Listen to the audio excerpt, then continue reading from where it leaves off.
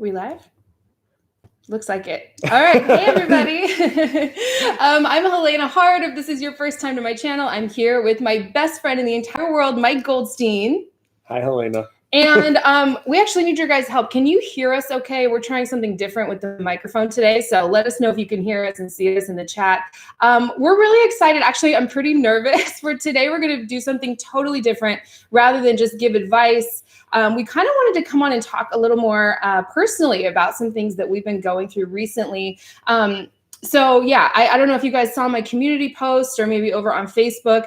I'm hearing you well. Perfect. Thank you guys so much. This microphone method is working. I love it. And yeah, I just wanted to kind of open up about some things that I've personally been going through lately that it sounds like a lot of people can relate to and go through all the time. I know I titled this video, My Recent Struggle with Depression. And yeah, I think I've talked about it in the past before. That's something I've kind of struggled with, let's see, starting as like a teenager, all throughout my, oh, you're welcome. Thank you guys so much. We love you so much. I was seriously depressed as like a teenager. I don't even know if you know this. Do you know this? All the way through, I would say like my mid to late 20s. And it was more of like an emotional depression back then. It was very like much more serious. And then I was actually really good for about 10 years, like even losing my ability to walk for a year and a half, going through all my surgeries and all that stuff. I was actually emotionally really good. And then this past year, getting hit with some physical things, re-triggering some physical pain that I had as a result of all of that back then. And that was like 2013. It triggered a lot of emotional pain. And I kind of got hit with this wave of major depression. This time it was more of like a physical depression. I don't know if that makes sense. Like I was in pain and it hurt to like get out of bed. It hurt to do things. And that like triggered emotional pain and fears. Like I might lose my ability to walk again and all of that stuff. And, oh, you guys are so sweet. Thank you so much.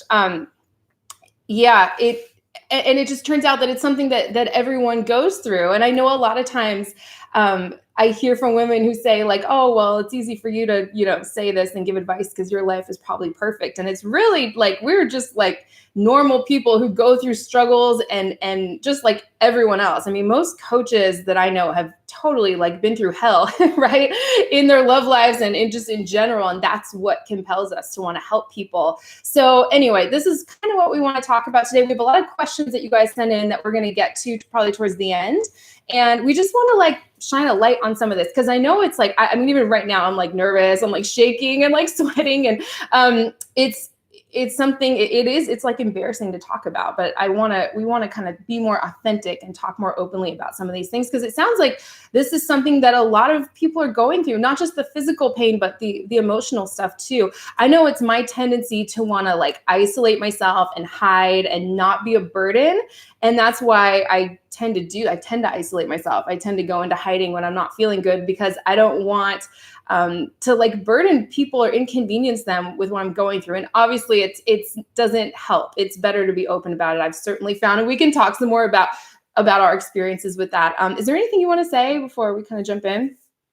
I'll just say hi. I'm Mike Goldstein. My YouTube channel is Easy Dating Coach. Yeah. And you're never, whenever you're voicing that you're sad, we're here for you. You're so sweet. Yeah, it's so funny because I think like one of the biggest fears for someone like me, and I know so many of you guys can relate after that post, like, there's like this outpouring of people who can relate, are for someone who has that issue, not wanting to be a burden, like their biggest fear, they don't want people to like give them sympathy or feel bad for them or be sympathetic. Like when I finally opened up to Mike about what I've been going through, you could tell it like affected you because like obviously you don't want your best friend to be sad.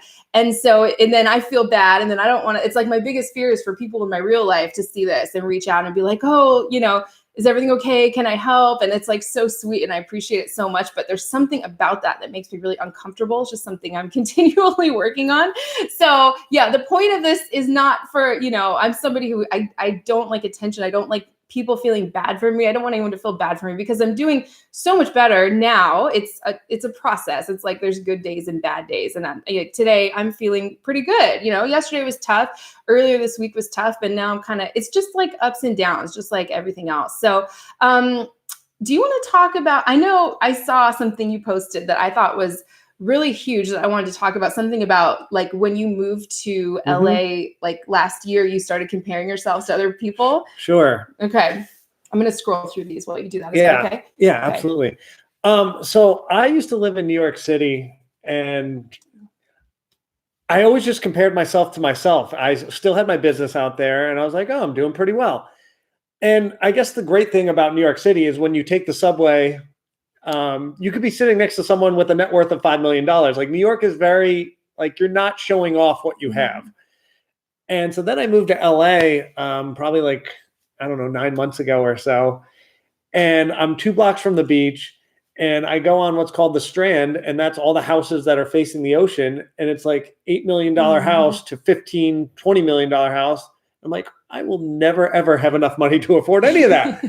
But then I'm like, all right, well, what if, I want to buy a house, have a family, all that stuff. And I'm looking at the houses like just a few blocks back and further back. I'm like, they start at 3 million. So I'm doing the math, and I'm like, you need 700,000 to be able to afford one of these houses. But anyway, I guess what it came to is when I got to LA, I'm like, all of a sudden, I'm comparing myself to everyone else. I'm like, I don't make enough money. My body is not as nice as some of the like 50 and 60-year-olds on the beach. And then I also look at my like YouTube following, and I have 7,000 subscribers. I'm like, that sucks. But in reality, like, if I compared that to like myself, well, a year ago, I had probably 2,000 or 3,000. So I grew. So, I mean, what I learned, like, for a while, I was kind of like depressed. I'm like, first of all, I came to LA and thought I had everything, right? I got the apartment 2 blocks from the beach. I got my dream car, which was like an Acura TLX. And so that was what I wanted. And then all of a sudden I'm like, that's not good enough. And I'm sitting there like sad. I'm like, this is freaking ridiculous.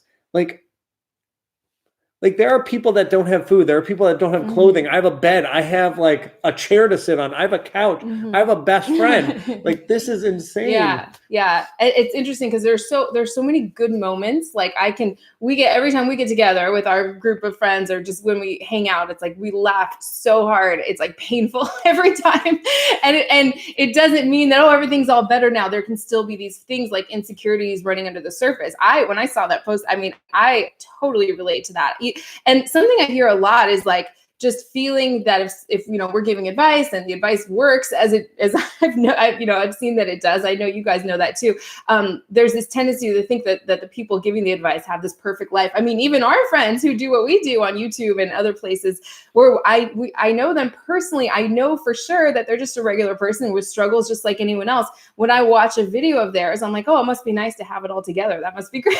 And even when I know that that's not the case, just there's something about watching someone and thinking, wow, they must have it better than you. I know it happens on social media, right? One thing I did when I had my surgeries and it took me like 6+ months to learn how to walk again. I shut down all my social media because it was hard for me to see all my friends going on vacation and having babies and doing all this stuff. And I was like trapped in a room for half a year, like just barely getting by, you know what I mean? So it can be really like comparing yourself to other people it's just so detrimental. It's hard not to do that sometimes too. So do you have anything else you wanted to say? So one of I got a message on Facebook from like one of my followers, and she goes, what's it like what's your dating life like it must be amazing. And I'm like, she's like, do women get intimidated when they have to go on a date with you? And I'm like, I hope not. And honestly, like, although I teach this stuff, I like fumble all the time on dates. And like, I'm like, why? I'm not even listening to my own advice, and I just like totally fumble. And yeah, it's a mess. I mean, we've been ghosted. We go through all the same things you guys go. We were laughing earlier. We have awkward sexual experiences with our partners. Like, things aren't perfect all the time. I was talking to a client earlier this week, and she was like, oh, well, this must be hard for you to relate to because it's probably perfect every time for you. It's probably like the movies every time. I'm like, are you kidding?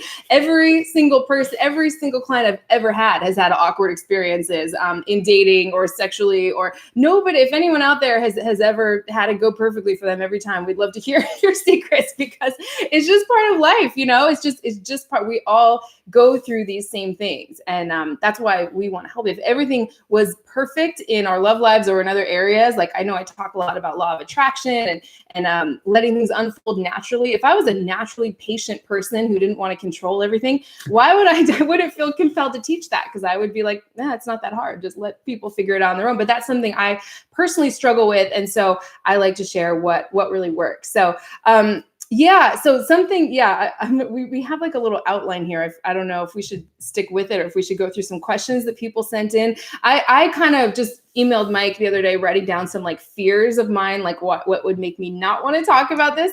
One of them being like, well, why would anyone listen to me anymore if they knew that I personally struggled and had emotional issues sometimes. That was a fear. It's kind of like the imposter syndrome. Like, oh, people, you know, I'm always worried, like if people really knew me, they'd be disappointed or something like that, which I know is crazy, but I think we all kind of go through that. Not wanting sympathy, not wanting anyone to feel bad for me. That's not wanting to be a burden. I also had this fear like, oh gosh, what if one of my current clients sees this and does the math and like goes, oh my gosh, she was coaching me during that time when she was like going through major depression. And of course, since I had all this fear around that, I completely attracted that. A couple of days later, I was on the phone with, one of my favorite people in the entire world. She's a longtime client off and on for years. She's just, I love her so much. She's the most amazing woman ever. And she was like, hey, I saw your post yesterday. And it was like, my heart started beating really fast. And she's like, I just want to let you know, you've been an incredible coach to me. You've helped me get everything I want. And I had no idea. She said, something you say to me all the time is like, well, if I can do it, you can do it. Trust me, anyone can. And she said in her mind, she'd say, okay, but in her mind, she was like, yeah, but you're Helena. Of course, it's easy for you to do this stuff. She had no idea that like I was going through all this anyway. And so that was like huge for me. Like, oh, it's okay to not be perfect and show like some of these other sides of us. And I just think it's really important because, yeah, I think a lot of people are kind of suffering in silence and feeling alone and feeling isolated, and it's just not helpful, right? Absolutely. Yeah. Can I tell a quick story? Sure. Do you mind? Which one is it? You don't know this. Oh, okay. Yeah, absolutely. So, like over a year ago, I was engaged, Mhm. and for about 6 months leading up to us departing each other, I didn't really work, and I was like, I can't really like focus on helping Mhm. people with love. But anyway, during that part where I was like pretty much a mess, like breaking off an engagement, one of my clients got engaged and married during that whole period. Yeah. Mm-hmm, mm-hmm. So like to your point, like yeah, that happened to me. That's a great thing. That's a great thing. Yeah. And how did that make you feel? Did it make you feel good? yeah, it was like, because the whole time I'm like, Jesus, I feel like a fraud. Like no one's gonna listen to me. Like I was like advertising this amazing partnership that I had, and now all of a sudden it's crumbling. Yeah. It's like, oh, the dating coach totally messed up his relationship and didn't have the skill set. But then I was still able to get other people into amazing relationships. And so I was like, oh, I guess I'll be okay. And then what was awesome is right after we broke up, and then I told my story. I'm like, hey, it's done. It's over. And my business is still going on. Everyone actually came closer to me and wanted more help and wanted to reach out. So yeah, similar. We did a live stream, probably a couple months ago, where we talked about our worst breakup. I talked about being married previously to somebody who unfortunately developed a really serious alcohol problem. I don't know if you guys saw it. But it's funny, we were talking about it before. I titled that, I think it was like how to know when to move on. I titled it in such a way that I didn't want a lot of people to see it. I didn't want a lot of people showing up live because I was nervous, and I just wanted to be this like cozy kind of intimate thing. And so even then, me being authentic and opening up about something that was like the scariest thing for me to open up about ever. Like I feel like I can do anything after talking about that. I was still trying to control it and not put it out there. Like I didn't didn't try and like share it around after that. I'm just like, well, the people who are meant to see it will see it, and that's great. And I wanted to like keep it small. So interesting. And I feel that way a little bit about this one too. So yeah, gosh, there's so much that I have to say about that. Do you want to get to some of these questions that were sent in? I would love to. Okay. So we kind of found when we're looking over here, we're reading the we're reading the comments. We're working here. We're reading the questions that were sent in beforehand. So they were in these different categories. Probably the most questions were around how to talk to people about this, how to open up, how to not feel like you're burdening people with your emotions. And let me read some of these. Daisy said, would love to hear about how to communicate depressed or sad feelings, friends, family, and even men. I find it hard to tell people how I'm feeling when the feelings are negative. Someone else said, I'd love to hear how much trauma should I share with my boyfriend? Is it too much to say everything, or should I not share all the messiest parts? I mean, it's just there's so many questions just like that. Do you have anything you want to say right off the bat about that? Do you want to go first, or what's this one? Is that the same thing? Last summer, I went through a similar experience. My boyfriend couldn't be there for me emotionally. I felt completely devastated. And the message I got is men will only be there for me when I'm happy or slightly sad. But when I'm depressed or very sad and extremely emotional, they're going to leave me alone. How much sadness and despair can a man handle? Ooh, that's a great question. Could you speak about that with Mike? I feel like next time I have to hide my emotions and I'll have to rely on my female friends only for support. Wow, that's powerful. Alice. That's from Alice. Yeah. Thank you so much for that question. I can definitely answer that. Yeah. So you want to feel comfortable to express yourself, as you should. I think the most intimate piece of relationships is acceptance, right? I want to feel accepted as a man. You want to feel accepted as a woman. Here's what happens. Men, when women are complaining, assume it's our fault. And the same with compliments. Like, so there's really positives to this as well. So like if you go out to dinner and you say, and this is like a John Gray thing, I love this salmon. Like, this is the best salmon of my life. He goes, it's almost as if he cooked the salmon because he planned the date and he's just so happy that you're enjoying the salmon. And he's like, yeah, I planned a great date. I rock. Well, he does the same thing when you complain. And when you go, hey, I'm feeling really sad, we go, oh, does that mean I'm doing a shitty job in this relationship? Yeah, totally. So I think like even Helena, when she doesn't want to come to me, she thinks that I'm going to think like, oh, I must be a bad friend. We're not having fun. But that's not the case. I know to not prejudge it. But what Alice can do and what other women can do when you want to vent is you just start with an opening statement that says, hey, I'm not feeling great. It has zero to do with our relationship. I would love it if you will allow me to vent and you'll just listen and support me. And once again, this has nothing to do with you. Oh, that's great. Yeah. And now as a man, I'm like, ooh, I can listen and it's not my fault. Because as a man, when a woman starts going into the negative, I immediately go on the defensive and go, oh, like, our relationship's great. Like, what are you talking about? Or like, I'm good. Like, what did I do? I didn't do anything. Yeah. And that's kind of what you want out of a man. You want a man that's holding this strong force of like, hey, our relationship rocks. Like, you want that man that goes in the defensive. You don't want the one that cowers. So let's preempt him to know what to do and just be there to listen. Does that make sense? Yeah, totally.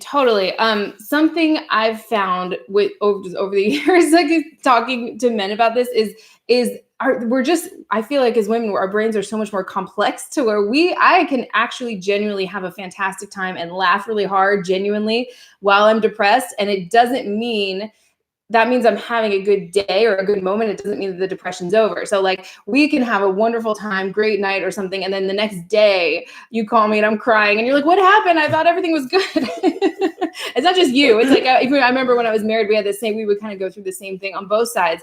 And it was like, oh wait, what happened? I don't get it. You were sad, but then you were good, because men are kind of more single focused. They're kind of more in it. Whereas we women are kind of, and I'm just speaking personally. I don't know if this is like backed up by anything. This is my own personal experience, my own opinion.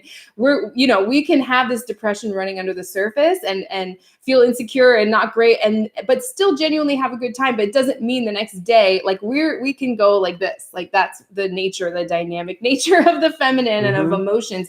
And I think I don't really even know how would you communicate that to a guy who's like, like let's say someone was happy and then the next day they were sad and you're like, wait, what happened? I thought things were getting better. What would be a good way that she could communicate and say it's actually kind of more of an up and down process?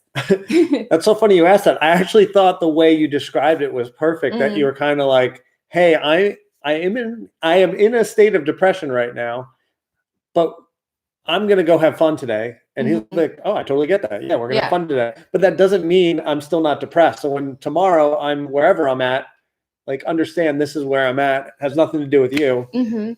So I thought how you said it was perfect. Okay, cool. Yeah. And like today, so like today's a great day. Today we were like laughing. I'm feeling good. I'm in pain. I'm like agitated. You can see I'm like fidgety and agitated because I'm just like physically I'm not feeling that great, but like I'm doing pretty good. Yesterday was like it's just kind of up and down, and I was good for like a decade. So there's no what we're going to talk about, like getting out of it, and not that we're experts on this by any means, but we can talk some more about, because that was another question is let's see if I can find it.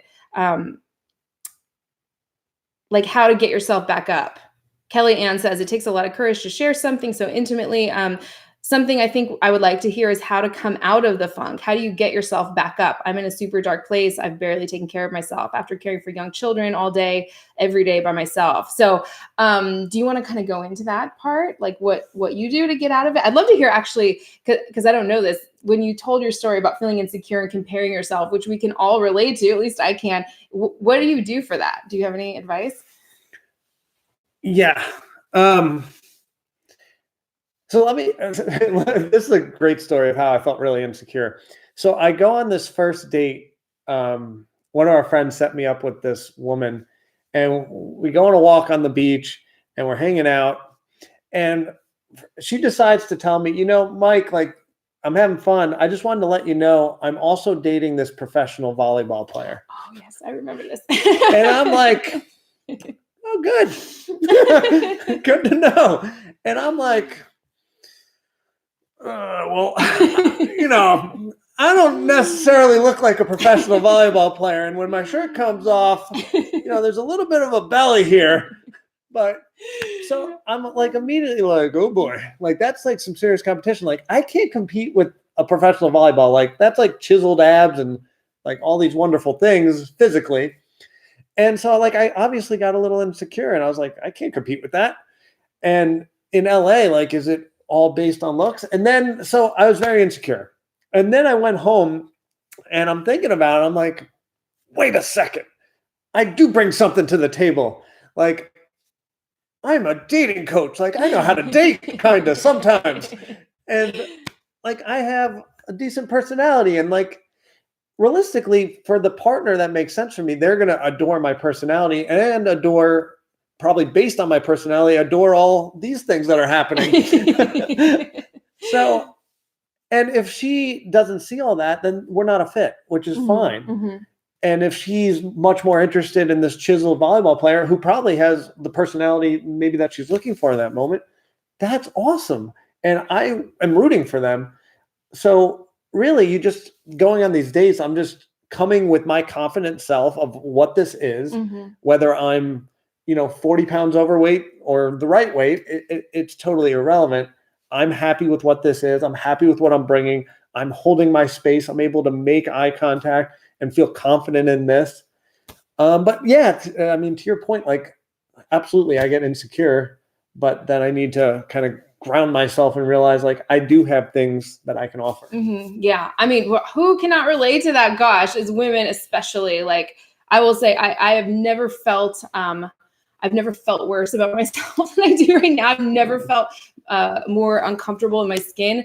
And manifested, I don't know how to say it. I've got incredible experiences in my love life lately with like someone who made me feel so beautiful. Like, I don't know what, like so beautiful, not even knowing that I'm going through all these insecurities of like, I went from working out 90 minutes plus every day to like not being able to walk without pain, like walking just from my bedroom to the kitchen is like, so it was huge. And like, yeah, there's like shifts. And as women, our bodies fluctuate throughout the month or throughout the years. And we're constantly running up against insecurity. And that's like another thing I'd like to kind of talk about too. And just dispel all these things is like, it doesn't make you less attractive. In fact, a lot of my clients meet their Mr. Right when they're incredibly depressed, like, because not that you know, but I found it kind of makes you incredibly magnetic because you don't have the energy to like put this facade on and put your best foot forward and cover yourself up. You're just like, you just are who you are. And people are just drawn. I mean, at least I've certainly found that to be true.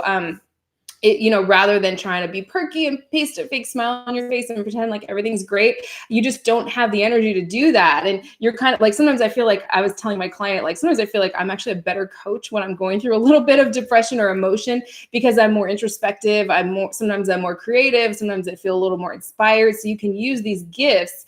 And so don't think that you can't manifest great things or attract an amazing guy when you're depressed. I'm like the perfect example of that. So amazing, big avalanche of amazing things have been coming to me. So don't think that you have to put your life on hold, because sometimes when I'm not feeling good, I kind of feel like I'm stuck in this like prison sort of, and everyone else is moving forward. Like everyone else is going on with their life and doing things and moving on to the next steps. And I'm like stuck where I am because I'm in pain and I don't, does anyone else feel like that? Yeah, I feel like everyone's moving forward. I'm just stuck right here. And then when I feel depressed, I feel like I don't remember what it's like feeling good. Like I'm just so in it. Just like when I'm feeling great, I can't really articulate what it's like to feel depressed because I'm just like in the moment. So yes, okay, good. Looks like some people can relate to that. So that's something too that I think is really common. Feeling you're like on the outside looking in, or on the inside looking out. I don't know which way makes more sense there. On the rest of the world, where the rest of the world's moving and you're kind of stuck in time because you feel like you can't do the things you used to do. So that's something that's been really tough too. Wow, yeah, it looks like a lot of people can relate to that. So let's see. Should we get to this question, how to get yourself back up? Do you have anything to say about that? Did we answer that already? My brain's like a little foggy today. Say the question. Kelly Ann's question, how to get yourself back up. She's in a super dark place. Yeah, I'd love to like I'll talk about like what a man does, but I'd be curious like what a woman does. Yeah. If you want to share what a woman does. Totally. Do you want to go first or do you want me to go? You go ahead. So like whenever well, first of all, I want to explain, like you were talking about this earlier, how a woman can have this wave where when she's depressed, she can like fake it and like kind of have fun in that moment. Mm-hmm. And then the next day, maybe she's still depressed again. Or as it's genuine, like you can genuinely have fun. You can genuinely laugh, but it doesn't mean that depression has been obliterated and you're like on your way up permanently. Right. Yeah. Yeah. Like I'm going to speak for myself when I'm sad and you've seen this when I met you guys out at that rooftop bar and you guys just saw me. You're like, where are you, Mike? Like you're not even here. I was just like sitting there like, no one talked to me, like, leave me alone. and I can't fake it. Mm-hmm.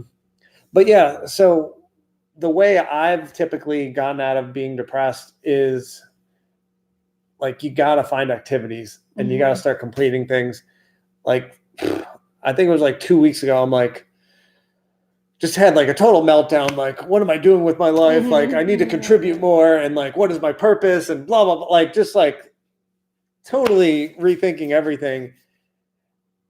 And then finally I'm like, dude, you have your dream job helping people. Yeah. Like this is all I've ever been passionate about. But ultimately it's like, get busy doing stuff and stop being aimless about what your thing is. So like I need a direction. So then I started, at least for me, like I really love data and metrics. So I actually printed out a calendar and started like I knew I needed to start getting more serious about what I'm eating and my workout routine. So I started documenting and I made a goal, like I'm only going to have 5 fun meals this month. So now every meal that's healthy, I put an H. And if it's a fun meal, where maybe it's not healthy, but it's fun, I put an F. So now I'm tracking everything. So every day I get to feel good. I'm like, ooh, I did it today. All healthy meals. And I got to the gym and check that off. And then it's actually starting to do stuff like, all right, what are my big goals that I'm trying to accomplish? How do I get there? What do I want to do today that's going to get me towards those big goals? Let's start making that action towards it. And then just getting up and doing stuff. Like, don't just sit there. Like, we both work from home and we don't get to interact with people. Yeah, so true. Thank you everyone for interacting with us now. We don't get to go to work and talk to people. So we're like little hermits. That's so true. So I need to like get out of the house, go on walks.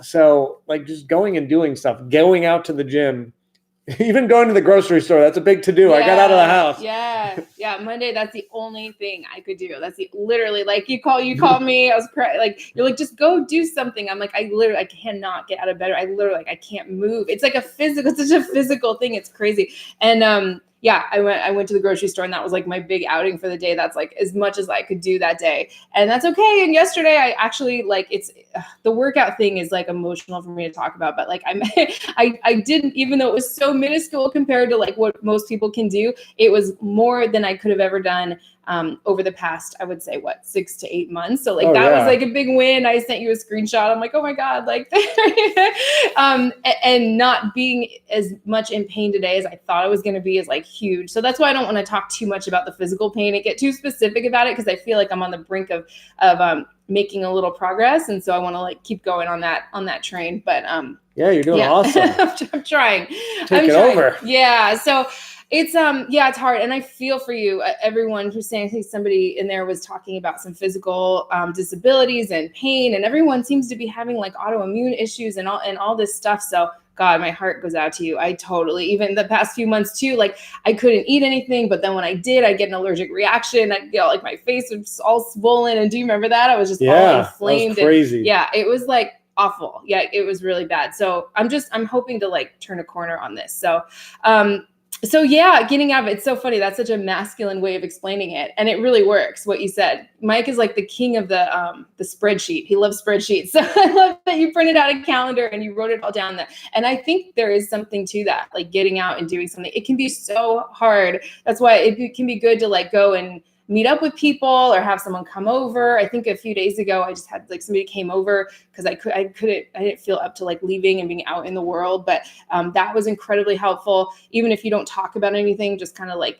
being around people is really good. I know we got a ton of questions too on how to build friendships like that and have friendships where you can be open and be safe to be vulnerable. So that was probably like the last category that people were asking about. I think going into the pain is really powerful rather than trying to force yourself out of it. It is helpful, yes, to go out and do stuff. You want to listen to yourself too. I don't know if you guys have ever had that experience where you're like on the verge of tears all day, but you're kind of suppressing it because you're like, I don't have time for it, or I don't want to face this, or I don't want to cry. So you're just like on the verge of tears all day. Then you finally let yourself cry, or like somebody calls you who you feel incredibly safe with. And so it just like comes out. I have a few people like that in my life where I just feel so safe with them. You hear their voice like a parent or something, and you just start crying. And once you let it out, you're kind of through it and it's done. And you can like move on to the next thing and then go from there. Oh my gosh, it sounds like everyone can relate to this. I'm so glad we're doing this, even though I'm like anxious, and this is really good. Yeah. So feeling your feelings, going into them, it's almost like going into a dark tunnel, rather than trying to like resist it. Cause you know that phrase, what you resist persists. So going into it, feeling it, crying it out, feeling what you're feeling, then go ahead and go out into the world and, if you want to sit at a park and cry, I think that's great. Go and be out in public. But don't resist your feelings. Go into your feelings, rather than trying to jump out of them quickly before actually feeling them, I think would be my advice. What do you think about that? I love that. Mm-hmm. Yeah. Just go into it and definitely share. And this is coming from a man who is not a sharer, because I think you're a sharer. I'm getting better because society has told me as a man, like I'm supposed to bottle things up and be strong.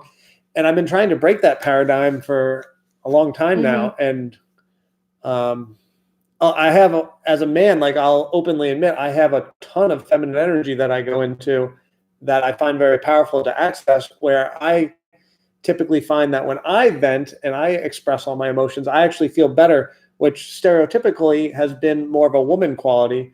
But for me, when I have depression and I go, for example, if Helena gets on the phone with me or if we're in person and she just listens to me and doesn't judge me and just accepts what I'm telling her and goes, I hear you, all of a sudden I processed it throughout the conversation and I literally like start feeling better. Like, oh, she's got my back. She's not judging me. She's just hearing me.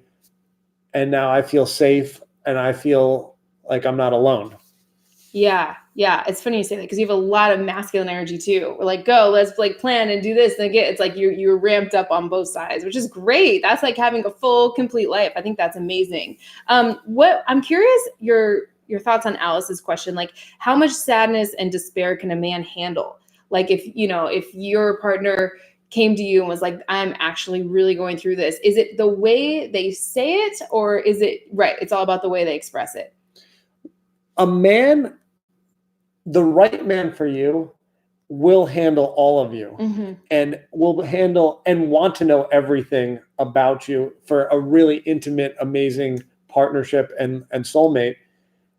But he can only receive you when you document that it's not his fault. Hey, I'm feeling this. It's not about you. This is about my life. Like, you're great.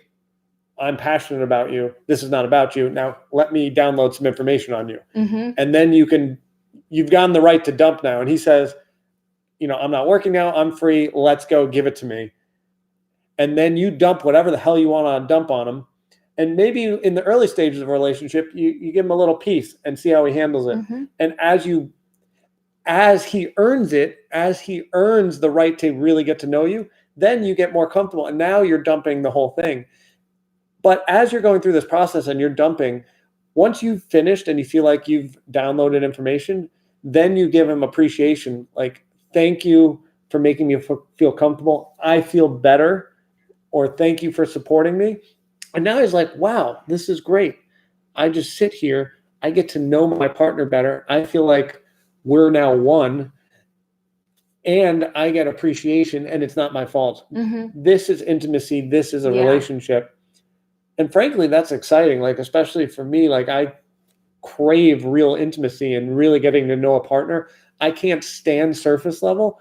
So that type of relationship for a lot of men is just going to really drive you guys together and make it that much more special. And when you bottle this stuff in, the relationship kind of goes to crap because you're really not getting to know each other anymore. And that's the exciting stuff. When you've been together for 2 years, 10 years, 20 years, and all of a sudden at that point you feel comfortable and then you're downloading all this stuff onto him, that re-brings the intimacy. That's what's great about having a partnership that's 20 years old is you have the safety to have that type of intimacy versus a 2-month-old relationship. Like, that's the value of these long-term relationships. And I think that's what we should be striving to have is these big, massive, intimate relationships. Yeah, totally. Yeah, I agree with you. Yeah, men can handle all of you. They want that. They want to say, they don't want to just, if you want a deep, intimate relationship and you're with someone who wants that too, they don't want to just see your best foot forward. That's like, that makes a man feel distrustful of you, I think, on a deep level, because they're like, okay, there's an incongruence there. She's clearly... Men can feel the disconnect. They can feel the stuff in the air. If you're feeling terrible or upset on the inside and you're just quiet or you have a fake smile on your face, you're trying to pretend like everything's okay on the outside, that's kind of terrifying for a man, right?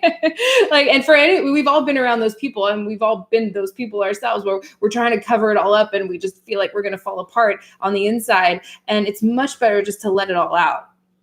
I think it's better just to let it all out and just be authentic. It's not easy and you're not going to be perfect with it at all times. I'm certainly not. None of us are, but it's kind of like I'm on the journey to being more authentic and being more of myself and feeling open to sharing these things.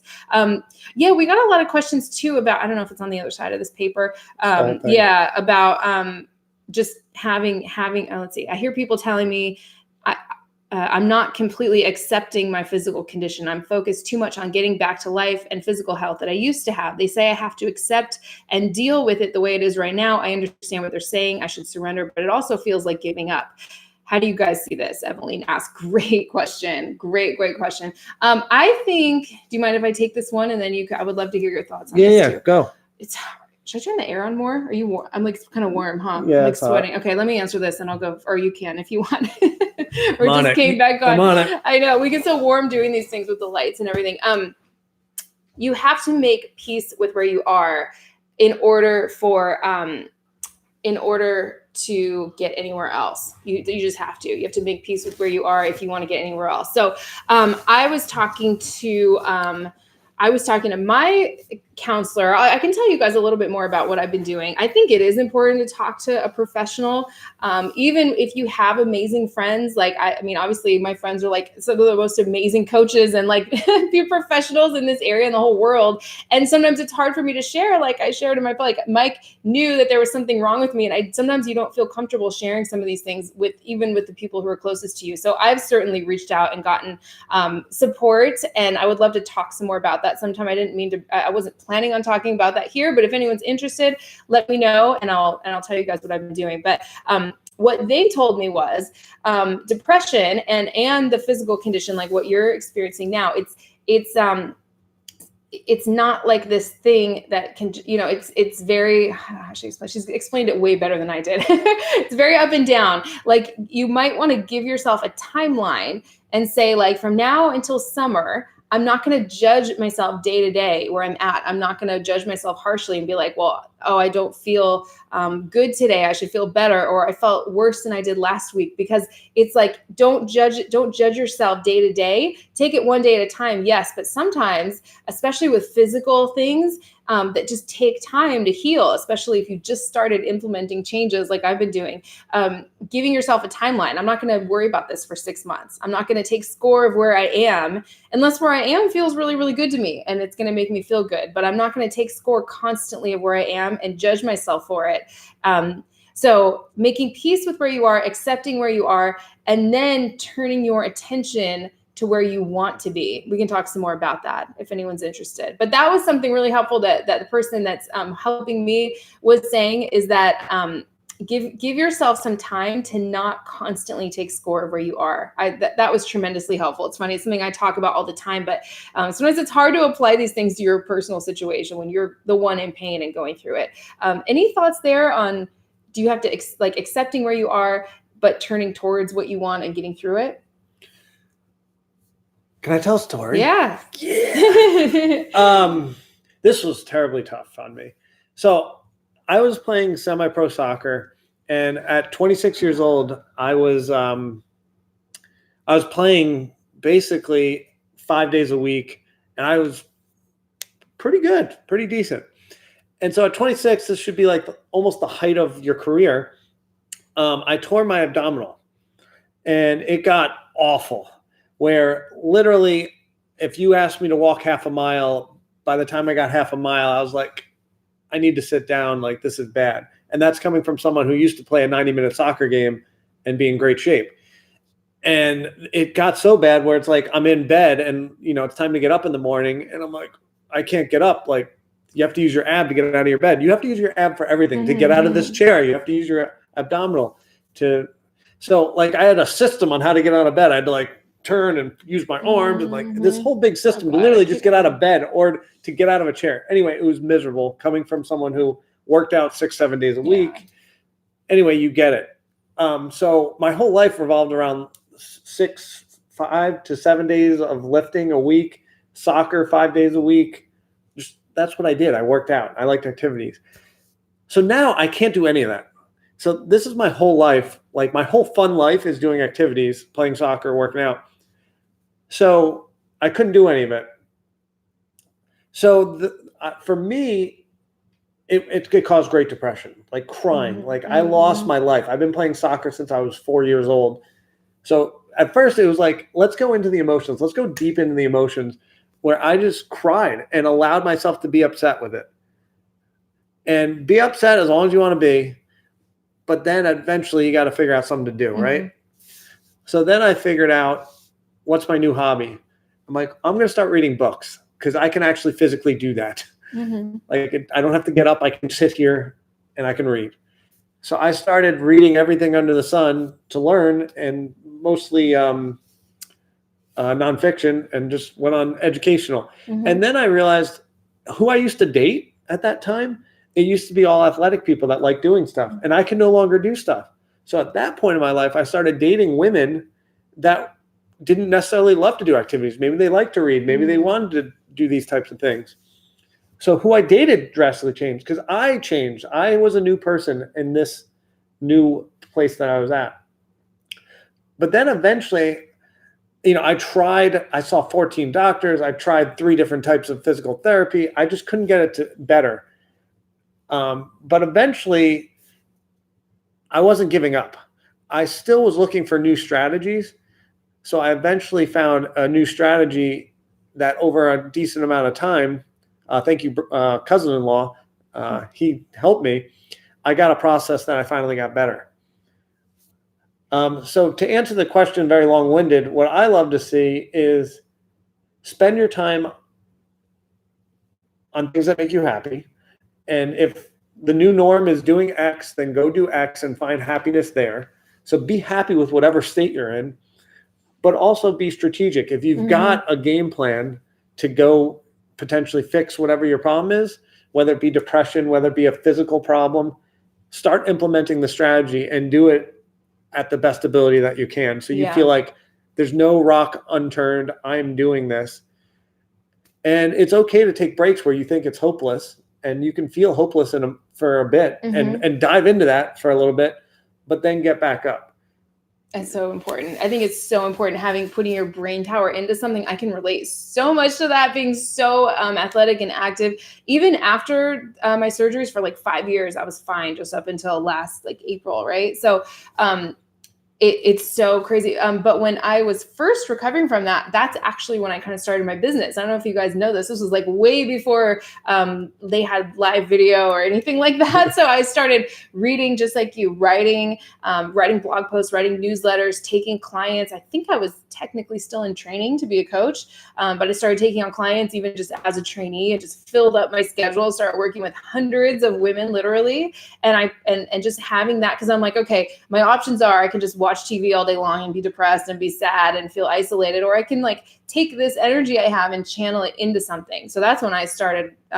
So I don't even know if I would be doing any of this had I not gone through that. So yeah, I love that. I love that story. That's really good. I think that was really great. Yeah, I've never heard that one before. I was just kind of scrolling through the comments here. Do you want to take some questions, or is there anything else that we didn't touch on that you wanted to talk about? No. I'm feeling good. We said we're going to go for about 45 minutes. That's about what it's been. So I'm just going to scroll all the way up to the top. Do you have to go soon? No, let's keep going. Oh, okay. Yeah, in a little bit. Okay. We'll go for another 10, 15. Okay, perfect. Let's see. Oh, you guys are so sweet. Thank you so much. Do you think wanting to do everything perfect can be a cause of depression? Yeah, I think it can be a cause of beating yourself up. Absolutely. I mean, I have a perfectionist side. I think we both kind of do. I have a perfectionist side where I get, it's like a slight OCD thing where, have you noticed? But mostly in work. It's funny. It's like the part that you guys see, but in life, I'm not so much like that. But yeah, of course. I can't even watch my own videos. It's hard to do that without being self-critical or setting up for this. We're like, oh, we hate how we look today. We're just people. I'd like to say that we've risen above that. And we're like, when people make a comment and it affects you, you would like to think oh, I'm more reasonable than that. Here's our process for taking a thumbnail picture. I know. Nope, that's no good. Yeah. Nope, go there. Oh, I'm fat. Yeah. 60 thumbnail pictures later, we finally got a picture for you guys. We should live stream the thumbnail taking process. We say that every time. Yeah, no, totally. Yes, of course. I think easing up on that and being easier with yourself. And if you guys have tips for that, let us know, because we would like some help with that too, right? It can be a hard thing. Doing it can be hard to not be self-critical. I can't even watch a video of myself sometimes. I just can't do it. It's too hard for me. Maybe one day. It's difficult. Yeah, you don't need to be perfect. Yeah. You just need to be perfect in going after, you don't need to be perfect, but you do need to hold yourself accountable that you are trying hard. Mm-hmm. As long as you're trying hard to be better at something, enjoy that process. Enjoy just knowing that you're working hard at something. Yeah. The reason I think a lot of us get depressed, and I know I get depressed, is I look at what I'm doing and I go, Mike, you are not working hard. Mm-hmm. I know it. Like you didn't go work today. You went and watched TV. Like that's when I have a problem with myself. And that's when I go and I start getting sad. It's like, what's my purpose? Well, my purpose is not sitting on the couch watching TV. My purpose is to have everyone fall in love that wants to be and have better relationships. And if I'm not reading a book that's teaching me stuff about that, and I'm watching, crappy reality television, well, I know I'm not putting in an effort, and that's when I get depressed. Yeah, we were talking about that. Yeah. And even if I put out a video, which, I try to make them perfect, but they all kind of stink. Well, they don't stink, but then at least I'm putting in an effort. And everyone who's watching this, you guys can all hold me accountable. My goal is not to, have as many subscribers as Helena does. My goal is to just constantly get better. So when you watch my videos in 5 years from now, they will be 9 day from the videos that I'm putting out right now. And that's all I'm striving to do is every week, every month, can I get a little better? And then whatever happens due to that, cool. But at least I'm doing my best to help people. Totally. Yeah. I think having like a purpose and a structure, and I think that's where I've struggled with too. We talked about this and you said you went through this too, is you kind of set a goal and then you get to it. And then you're like now what? You realize like the whole time was the journey. It wasn't like this goal. You set this thing that you want to do, and then you do it. Then you're like, well, now like, what's the point in what? How many more days do we have left? Like, what else do I want? And so when you don't have that, I think it's the reaching for something that's our joy, and that's kind of what calls that life force through us. And inspires action from us. And that's something I'm lacking a little bit right now. Sometimes I feel like I've said everything I need to say or want to say in terms of like just giving advice. And so that's kind of why we wanted to do this too. By the way, is this helpful for you guys? Because if it's not helpful, we're happy just to sit here and give advice and not talk about personal stuff. I would probably prefer that, but I know this is what people like, and I think this is actually the feedback I'm getting, this is actually just as, if not more helpful than the giving advice. I think they're both helpful. So let us know what you think about us just talking kind of more casually like this, because it's not easy for us. It's kind of uncomfortable. You can see I'm all like agitated and like fidgety. It's like coming out physically in me. But I don't know. I know after our last live stream, even up until just a couple days ago, people were saying how helpful that was and all of that stuff. So the one we did on our most painful breakups. Oh, they like it? Yeah. Someone was saying, I was listening to Mike's story and I kind of felt like maybe I was becoming kind of like more like his partner, where he went through that and it was like really helpful. And I was like, wow, we did that months ago and people are still getting benefit from it. So yes, I know, isn't that amazing? I forgot to tell you that. Yeah. That just made my day. Yeah. Mike is words of appreciation. If you guys have any compliments for Mike, you'll totally make his day. Oh yeah. 10 out of 10 on the love language test. Oh, look, Claire says you seem like a wonderful friend who cares so much. Oh, thanks, Claire. Yeah. I already feel good. Oh, and Kayford. Oh, you guys are sweet. I hadn't been looking at these because I was see. Yes, and I did break up with Kelly. Thanks. And I did move to California. Love you, Ann. Hope you're still watching. Does depression go away, or do you find a way to control it? I think we talked about that a little bit. I think it's probably different for everyone. For me, it went away for like 10 years. I think I was on all different kinds of medication, all being, as a teenager into my early 20s. I think I tried 9 different antidepressants and just one day just like stopped it all. I don't recommend that, but just cold turkey, like just stopped or somehow weaned myself off. Yeah, please don't do that. Like, but I just did that. And then for 10 years, I was fine. Even going through my physical stuff, it was really hard, but emotionally I was okay. Maybe because I was starting my coaching business and I had something to channel my energy into. So, I don't think it has to be forever personally. That's just my own personal opinion. Again, I don't know. I'm not a licensed psychologist or anything. These are great comments, you guys. Yeah, thank you, guys. Thank you so much for writing these. We really appreciate you. We have nothing to talk about, so I know. So sometimes I'm like, oh, thank you guys so much. Oh my gosh. I can't wait to go back and read these. Yeah, vitamin D, Jennifer. Who was it? Adrian Everhart. I was talking to the other day. She told me to get vitamin D. It's supposed to help for depression and joint pain. So I got it and I started taking it. So how do I email you both? I have a real serious problem. Do you want to talk about how I'm personally not taking private clients anymore apart from working with Mike. So I don't know if we would be the people to talk to about that. I don't know, whatever you want to say on that.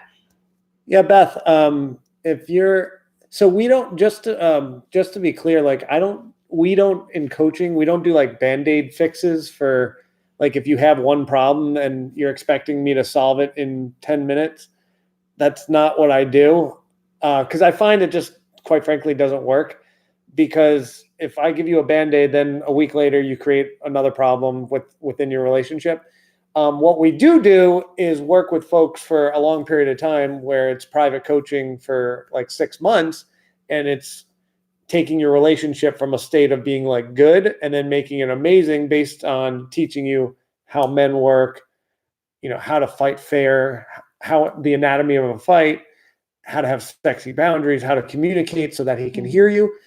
So if you're interested in working with us, then absolutely send us an email. We'll set up a call and we'll talk way more about this. But unfortunately, Band-Aid things is not what I got in the business to do. I don't want to solve your issue and then you go have another one in a week. That's not interesting to me. What's interesting is getting the divorce rate from 50% down to 40%. And I want to really make big, impactful change, not, put Band-Aids on folks. So if that makes any sense.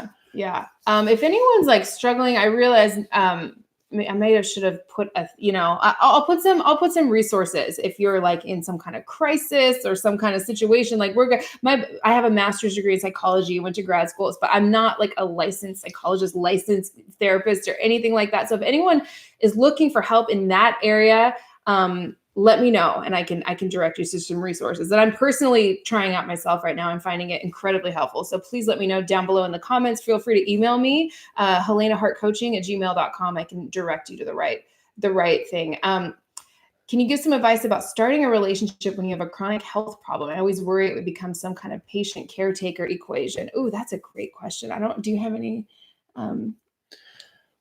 That's a loaded one. Yeah. It depends on what the chronic health issue is and how bad it is.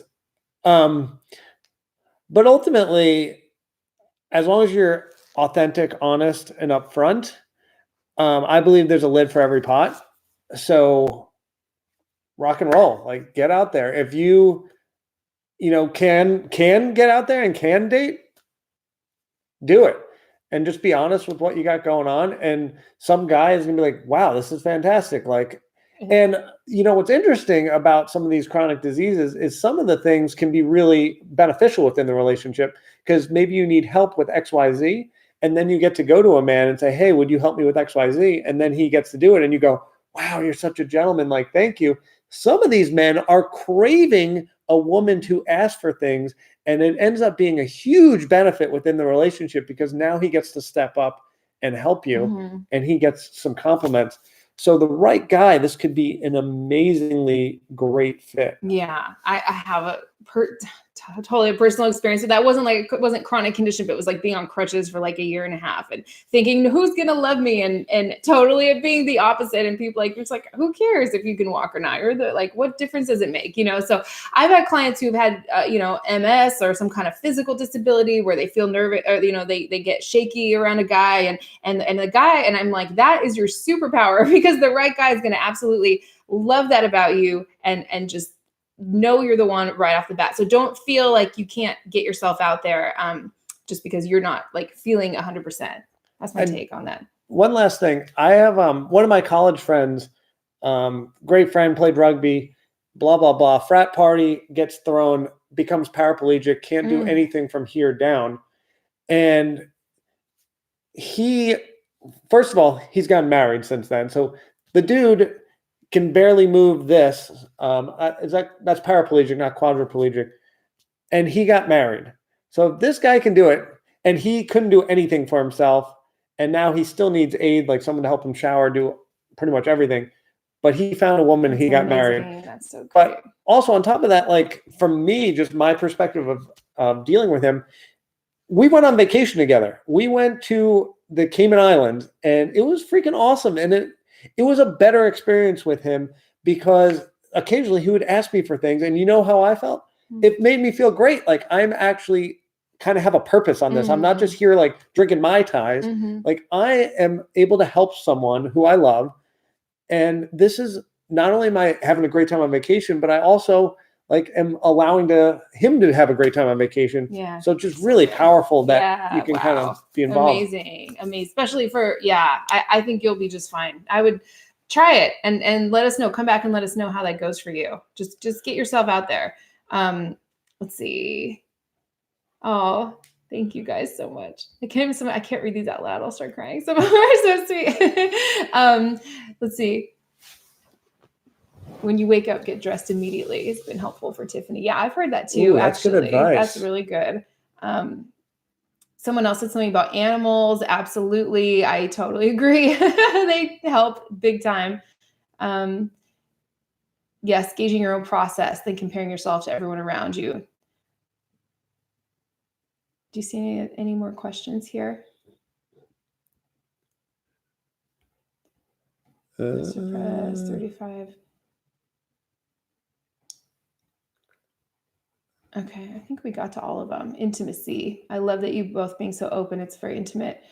Even with us. Yes. Wonderful video. Thank you. Oh, you guys, thank you so much. My partner is Sherry says, "Dear Mike, my partner is not check put of our connection he's checked out of our connection due to not feeling good about his financial issues. I want to help, but he's not present. Do you have any advice?" Great question. Wow. Whoa.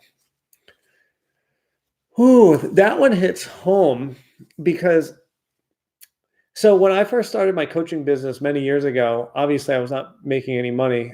And my partner at the time made way more money than me. And I think this is very common. I have so many clients that make more money or make a ton of money, quite frankly. And when they date, the men happen to make less. And it's like, well, how do I not belittle him?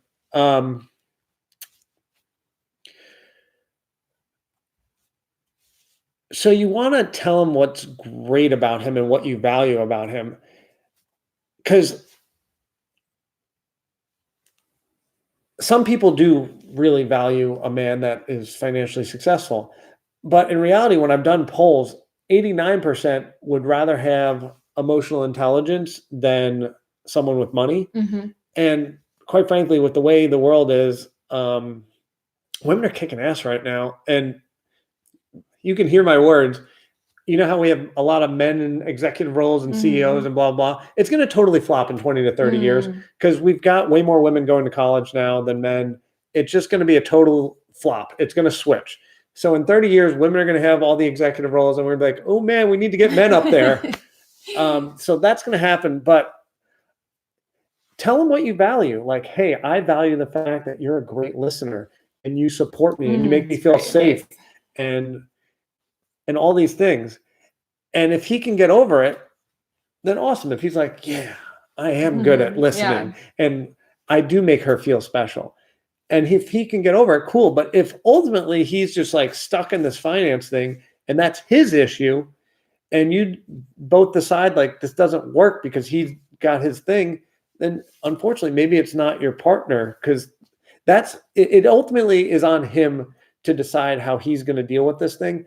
But as a good partner, you're going to make him feel good about it as well as you can. Be like, money's great, I guess. But like what I love about you is all these other things that you do.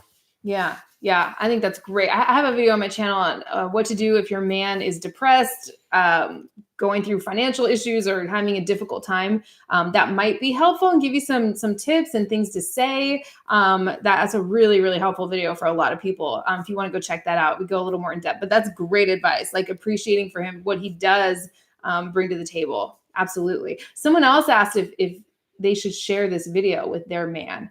What do you think? I get questions like that all the time. Like, should I tell, I don't know. Normally my advice would be like, if you're just listening to us give you advice, like it's not really about him. It's about you. And it's not about the effect it's going to have on him. It's about you and how you feel and becoming more of yourself. Right. So it's not really necessary. what would be your reason for doing that would be my question. But a video like this, I don't know. Would it be helpful? Maybe to share with a guy if he's going through something. Beautiful. You had your therapist hat on for that one. I love that. It's about how you feel. Yeah. Like, who cares what he's got going on? That's awesome. That's like the best advice I think I've heard out of your mouth. That was so cool. Really? I like that. Oh, I always say stuff I really like that. I was going to say the opposite, but now I'm like, that's good advice. Yeah, it's not really about him. You know, a lot of people ask me that. Should I tell him that I'm working on? You can tell him you're working on. You know, I've had clients tell that their partners that they're working with like a life coach or something, and that's kind of accurate, right? So, yeah, and usually the guy's like, wow, well, whatever you're doing, I love it. It's great. So keep going. I mean, most men are, if you think this would be helpful for him, if he's depressed, yeah, why not? Deanna says, would you talk about what you did to accept your limitations? I have a therapist. We work on it. It always helps to hear each other's stories, how they learn to fully love and accept it. That's what my therapist who I'm working with now said was this is your life right now. Thank you, Deanna. You just like jogged my memory because someone else asked something similar and it didn't come to me. This is your life right now. What do you have control over? This is what she told me. What do you have control over? Yes, you're not going to be able to run a marathon, this week. But is there something you can do? Can you call up a friend? Can you go do something? Can you work on something? Like can you get outside and just be outside? Even if you can't walk around and move too much, can you just go sit outside somewhere and create structure for yourself? I don't know if that answers your question, but I mean, I'm still in the throes of it. So I would not say that I'm fully accepting and at a great place with it right now, like feeling totally comfortable with myself and my body. I'm definitely not there yet. I'm still working on it myself, Deanna, and anyone. So yeah. Can I go? Yeah, totally. Call on me. Please do. So if we go back to my story of when I tore my abs, so like I probably weighed 185 pounds. Then when I was at the prime of my soccer career, I bubbled up all the way to 230, which isn't too far from where I am now, actually. So that's 45 pounds extra on this frame of a 6 feet tall person. Anyway, I felt horrible. I had this like stomach and, like I'd get naked and I'm like, I can't even see my feet. Probably over exaggerating, but I didn't feel good because I used to be like this very chiseled, like great body, very athletic figure. I'm like, I look terrible. Anyway, eventually it just came to like acceptance. This is where I'm at. Mm-hmm, mm-hmm. And quite frankly, I love it. Like, I love all this. Like, I can protect a woman. I can protect myself. Mm-hmm. Like, I'm big, I'm strong, I'm healthy.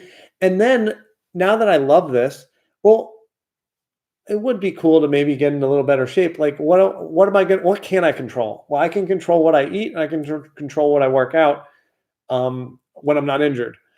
Or even when I'm injured, I can do a little stuff. Mm-hmm. Like, I keep hurting everything. Anyway, so now I'm controlling that. I'm like, I'm going to eat better. I'm going to work out more. Mm-hmm. And if I get to look better, cool. If I don't, whatever, I'm putting in the work. I'm on this journey to try. And so I'm happy. And I love this. That is I need that. Like, we need to bottle that up and like give it to the world. Like, how do you do that? I would love to have, I call it Mike Goldstein level confidence, because sometimes you remember that one time you're like, look in the mirror and say something like, I am beautiful. And I couldn't do it. I couldn't do it. Do you remember that was a long time crazy. ago. I go, you are gorgeous. Now you go tell yourself that in the mirror. And I couldn't get the words out. I couldn't say it. It's not how I felt. It's not how I feel. Which is nuts, because look at this. She's gorgeous. So sweet. Like I said, never felt worse about myself, but that's not a reflection of, deep down, obviously I love myself. I know my value is in my energy and just what who I am as a person. And so that's what's being reflected back to me. So I'm actually having a really great time in life. That's not hindering it, but how do you do that? How do you accept where you are? How do you love yourself? If I could learn how to do that, I think that's amazing. I don't know. Is it just telling yourself every day and eventually your beliefs catch up to it? I think part of it is just, once again, like seeing value in what I do provide. And same with you, and I see it like nonstop when I'm around you. You have the most bubbly, like smiley, amazing personality, and you're just always there. If I text you, I know you're going to respond and you're going to be helpful and you're never going to judge me with whatever has happened. And more importantly, whenever I talk to you, you're gonna, oh, not more importantly, but equally important, you're always smiling and you're just always laughing and you make me feel good and you compliment me and you're just a very giving, nice person. So like knowing that, you should be like, well, I have a lot to offer. Yeah. And I do feel that way. Yeah. I do. And you too, obviously. Mike has the best energy, I swear. You cannot have a bad time when Mike's even when he's not feeling good, his energy is so contagious and magnetic and amazing. It's just so like everyone needs a Mike Goldstein in his life. So he's the best. I don't even know, oh my gosh, what would I be doing right now if you hadn't moved here last year? I'm like so grateful for that. So I guess we're like way over on time. You're supposed to be somewhere in 10 minutes. So we should probably wrap up. Would you guys like us to do more videos like this where we're just kind of talking with you and sharing and there isn't necessarily us like telling you advice? Yes, I love it. Okay, awesome. Let us know because there's no reason for us to do this unless it's actually helpful for you guys. We're happy just to not talk about ourselves and give advice. But yeah, I'm going to go back and read all your comments again. And vitamin G. Oh my God, that's the best comment ever. Tris, oh my gosh. You're like, we're going to talk about that for months. Vitamin G. Let's go.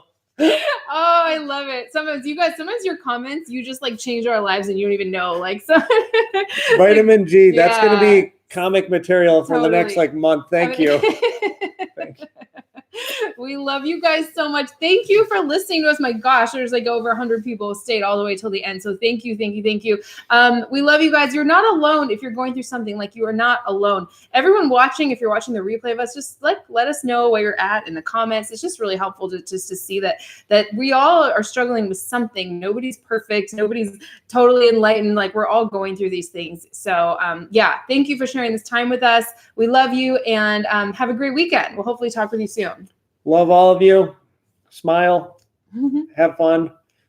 Love it. And thank you for spending time with us. We appreciate you. Yes. All right. Bye, guys. Bye.